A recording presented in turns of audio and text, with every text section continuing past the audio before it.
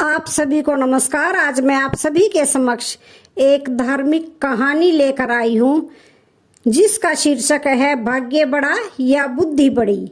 एक समय की बात है, ब्रह्मा जी का दरबार लगा हुआ था। उस समय भाग्य और बुद्धि में झगड़ा होने लगा। भाग्य ने बुद्धि से कहा, मैं सबसे बड़ा हूँ, जो मैं कर सकता हूँ वह काम तुम नहीं कर सकती।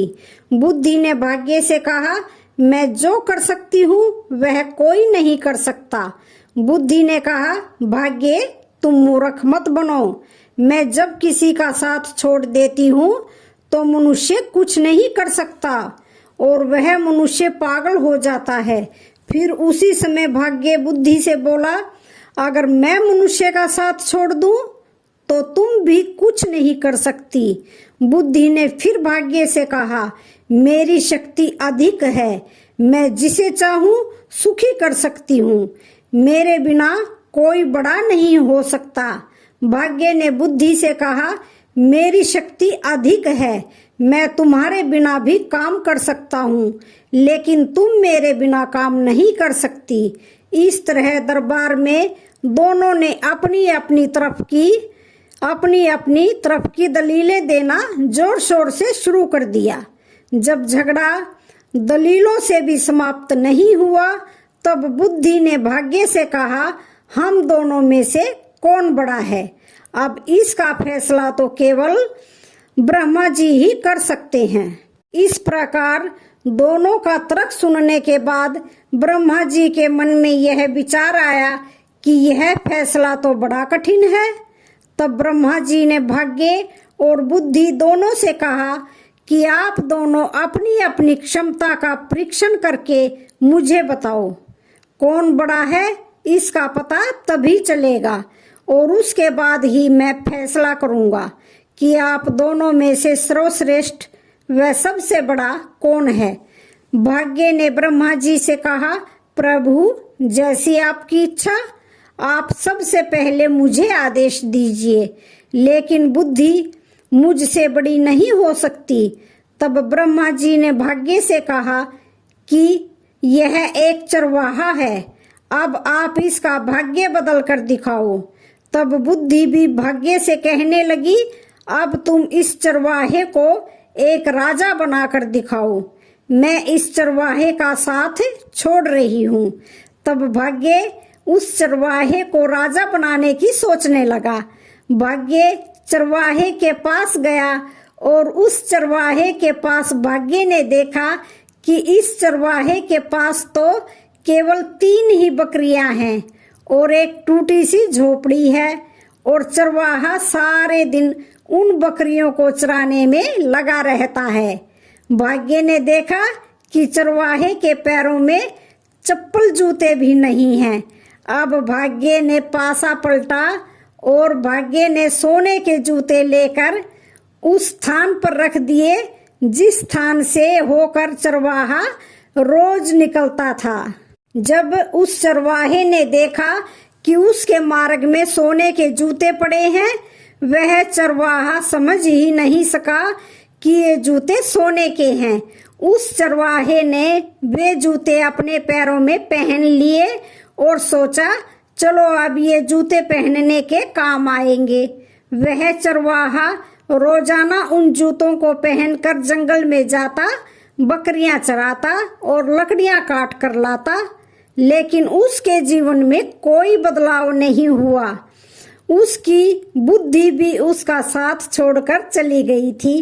भाग्य ने उस चरवाहे का खूब साथ दिया, लेकिन उसके जीवन में कोई भी बदलाव नहीं हो रहा था। भाग्य सोचने लगा कि मैंने इस चरवाहे को राजा बनाने का वादा किया था, लेकिन इस चरवाहे में तो कोई भी बदलाव ही नहीं आया। यह चरवाहा तो पागलों की तरह रहता है। तब बुद्धि ने भाग्य से कहा, देख लिया तुमने, मैं इस चरवाहे का साथ नहीं दे रही हूँ तो यह चरवाहा कुछ भी नहीं कर पा रहा है। फिर कुछ दिन और बीते। एक देश का राजा जिसका नाम तेज प्रताप था, राजा तेज प्रताप का एक सौदागर था जो रोजाना अपने ऊंटों पर पीतल लाद कर उसे बेचने जाता था। वह सौदागर रोजाना उस मार्ग से निकलता था जिस मार्ग से रोजाना चरवाहा जंगल के लिए जाता था। एक दिन उस सौदागर ने रास्ते में देखा कि एक चरवाहा है जिसके पैरों में सोने के जूते हैं, लेकिन वह उनकी कदर नहीं कर रहा है। सौदागर ने सोचा कि शायद यह चरवाहा इन सोने के जूतों के बारे में कुछ भी नहीं जानता होगा। तब उस सौदागर ने चरवाहे के पास जाकर उससे पूछा, भाई ये जूते तुम्हें कहाँ से मिले हैं? तो चरवाहे ने सौदागर से कहा कि ये जूते मुझे जंगल के रास्ते में पड़े हुए मिले थे। उस सौदागर ने कहा कि ये जूते आप मुझे बेच दो। चरवाहे ने सौदागर से कहा, हाँ मैं इन जूतों को बेच दूंगा, क्योंकि इनको मैं बहुत दिनों से पहन रहा हूँ, पर ये जूते फटते ही नहीं हैं। सौदागर ने कहा, तो बताओ इसके बदले में तुम क्या लोगे? चरवाहे ने कहा, इनके बदले तुम मुझे 1 किलो आटा दे देना, जिससे कुछ दिनों तक मेरा और मेरी माँ की रोटी का काम चलेगा। सौदागर ने कहा, मंजूर है, और 1 किलो आटे के बदले सौदागर ने उस चरवाहे से सोने के जूते खरीद लिए। फिर बुद्धि भाग्य के पास आई और भाग्य से बोली, हे भाग्य, ये क्या हो रहा है? आप कहाँ सो गए? जिस चरवाहे को आप एक राजा बनाना चाहते हैं, उसने तो आपके दिए सोने के जूतों को 1 किलो आटे में बेच दिया। तब भाग्य ने बुद्धि से कहा, बुद्धि आप अभी चुपचाप रहो और देखते रहो मैं क्या करता हूँ। भाग्य बोला, मैं इस चरवाहे को राजा बनाकर ही रहूंगा। बुद्धि ने भाग्य से कहा, ये राजा के चक्कर में आप इस चरवाहे को मार मत देना, क्योंकि ये चरवाहा बुद्धि के बिना कुछ नहीं कर सकता है। भाग्य ने फिर पासा पलटा और इस बार हीरे से जड़ित सोने के जूते फिर दोबारा ले जाकर उसी स्थान पर रख दिए जहां से वह चरवाहा जाता था। फिर उसी रास्ते से चरवाहा फिर निकला तो उसने देखा कि ये जूते तो पहले से और भी ज्यादा अच्छे हैं। उसने सोचा, चलो इनको भी पहन लेता हूँ। उस चरवाहे ने उन जूतों को भी पहन लिया और फिर जंगल में अपनी बकरियों को चराने के लिए चला गया। एक दिन उसी रास्ते से होते हुए फिर से वही सौदागर अपना माल बेचने जा रहा था। उस सौदागर ने फिर से उसी चरवाहे के पैरों में पहले से भी अति सुंदर स्वर्ण हीरे से जड़ित सोने के जूते देखे और चरवाहे के पास जाकर उसने कहा, भाई क्या ये जूते तुम मुझे बेच दोगे? चरवाहे ने कहा, हाँ मैं इन्हें भी बेच दूंगा, लेकिन इस बार बदले में आपको मुझे 1 बोरी भुने हुए चने देने पड़ेंगे। तब सौदागर उसके लिए भी राजी हो गया और उसने उन जूतों को भी 1 बोरी भुने हुए चने के बदले में खरीद लिया। अब सौदागर के मन में विचार आया कि अगर इन जूतों को वह राजा को दे दे तो उसे काफी धन मिलेगा। सौदागर ने ऐसा ही किया और जूतों को लेकर राजा के पास चला गया। राजा जूते देखकर काफी खुश हुए और उन जूतों को राजा ने सौदागर को 100 स्वर्ण मुद्राएं देकर उससे ले लिए।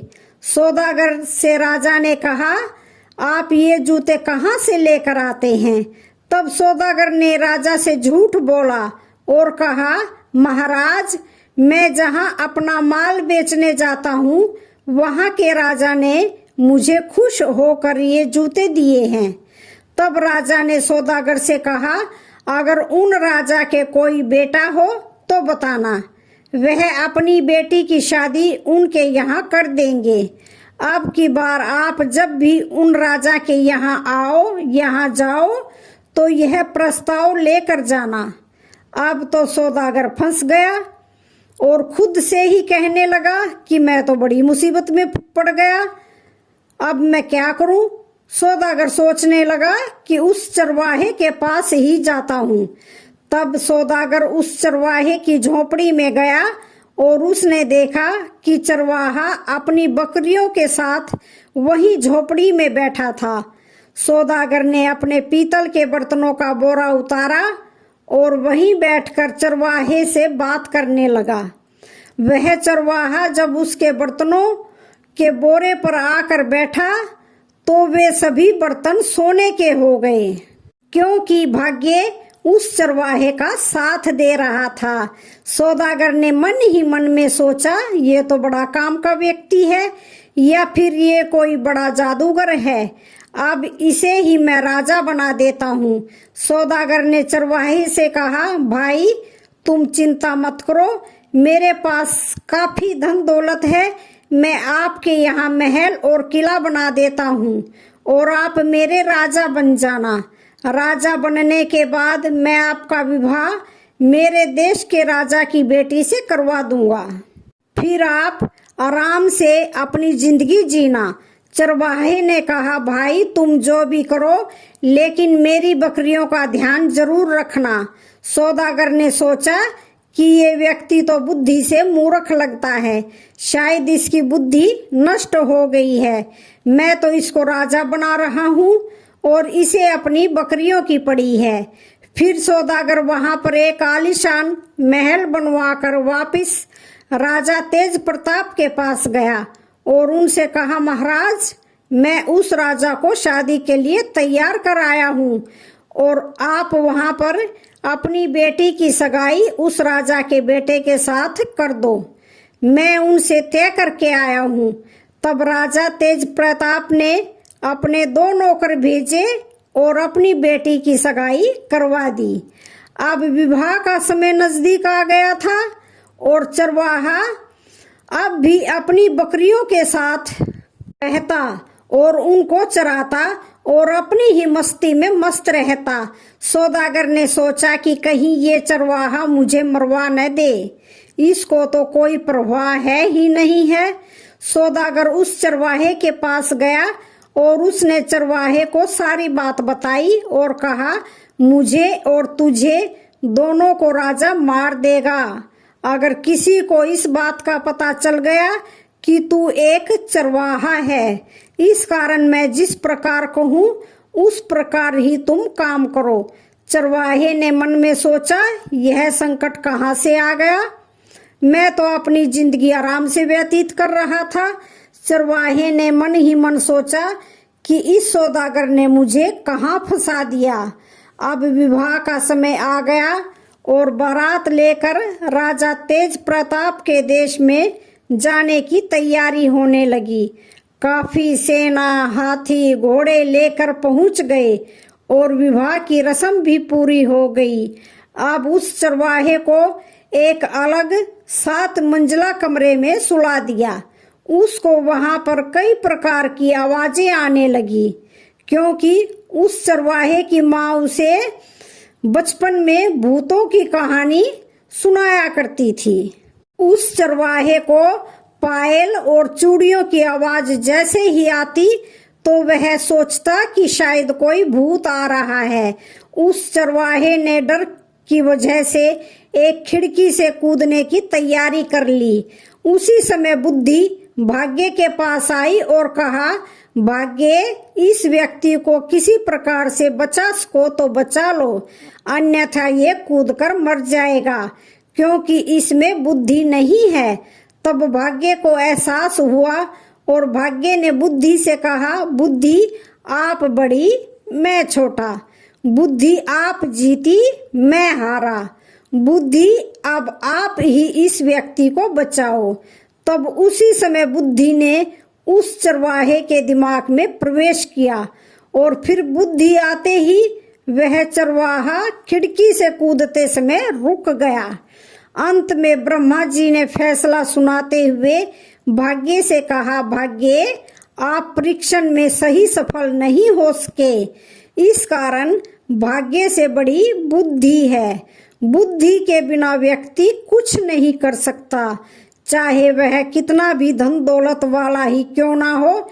इस कारण बुद्धि ही सबसे बड़ी और सर्वश्रेष्ठ है। तो आज की कहानी का यहीं पर समापन होता है। वीडियो अच्छी लगे तो चैनल को लाइक शेयर सब्सक्राइब जरूर करें। धन्यवाद।